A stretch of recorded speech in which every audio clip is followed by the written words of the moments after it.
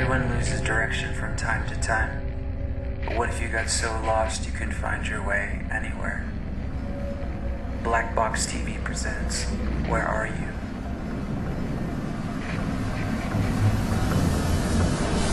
What is the advice that you generally get? And that is inflate the currency. They don't say debase the currency. They don't say devalue the currency. They don't say cheat the people who are saved.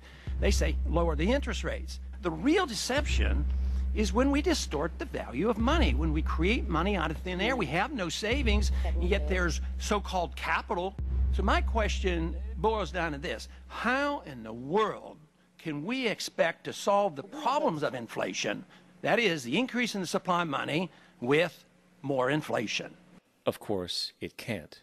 The fractional reserve system of monetary expansion is inherently inflationary. For the act of expanding the money supply without there being a proportional expansion of goods and services in the economy will always debase a currency.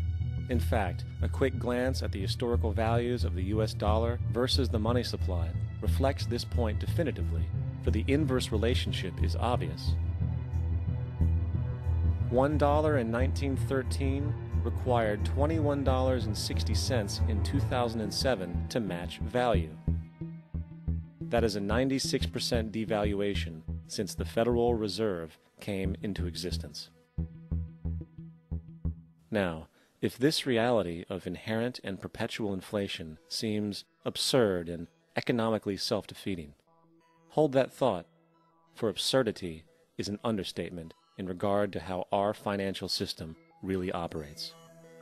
For in our financial system, money is debt, and debt is money. Here is a chart of the U.S. money supply from 1950 to 2006. Here is a chart of the U.S. national debt for the same period. How interesting it is that the trends are virtually the same. For the more money there is, the more debt there is. The more debt there is, the more money there is. To put it a different way, every single dollar in your wallet is owed to somebody by somebody. For remember, the only way the money can come into existence is from loans. Therefore, if everyone in the country were able to pay off all debts, including the government, there would not be $1 in circulation.